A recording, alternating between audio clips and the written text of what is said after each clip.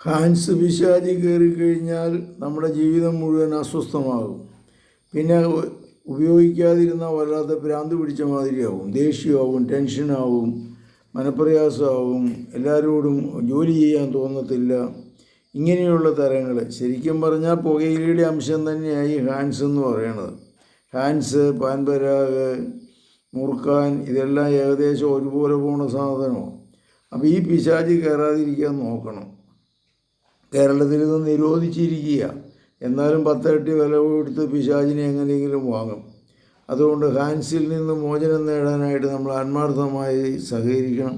ഇതൊരു പൈശാചിക ബന്ധനം പോലെ മനസ്സിൻ്റെ അഡിക്ഷനായിട്ട് മാറും. അത് മരുന്ന്, പ്രാർത്ഥന, കൗൺസിലിങ്, ധ്യാനം ഇങ്ങനെയൊക്കെ കൊണ്ട് മാറ്റിയെടുക്കാൻ സാധിക്കും. യോഗയും ഇതിന് വളരെയേറെ സഹായമാണ്. ഇത് നിർത്തുന്ന സമയത്ത് ഒരു 24 മണിക്കൂർ നേരത്തേക്ക് വല്ലാത്ത ബുദ്ധിമുട്ടായിരിക്കും. വയകിടച്ച് അന്നം വെള്ളം വരിക, കക്കൂസേ പോകാൻ ബുദ്ധിമുട്ട്, അതുപോലെ തന്നെ ദേഷ്യം, ടെൻഷൻ ഇങ്ങനെയുള്ളതൊക്കെ ഉണ്ടാവും. പക്ഷേ 24 മണിക്കൂർ കഴിഞ്ഞ് അല്ലെങ്കിൽ 48 മണിക്കൂർ കഴിയുമ്പോൾ ഈ അസ്വസ്ഥത ഒത്തിരി കുറഞ്ഞു കിട്ടും. അതിൽ നിന്ന് മോചനം കിട്ടാനായിട്ട് ആത്മാർത്ഥമായിട്ട് നിങ്ങൾ ശ്രമിക്കുക. ഇങ്ങനെ അസ്വസ്ഥത തോന്നുന്ന മക്കളെ സഹായിക്കാനായിട്ട് 1, 2 അല്ലെങ്കിൽ 3 ദിവസമെങ്കിലും താമസിച്ച് ധ്യാനം പരിപാടികൾ ഞങ്ങൾ നടത്തുന്നുണ്ട്. താല്പര്യമുള്ളവർ ഫോൺ നമ്പറിൽ വിളിക്കുക 9447465414. കർത്താവ് ഈ ബന്ധനത്തിൽ കർത്താവ് ഈ മക്കളെ അനുഗ്രഹിക്കണമേ.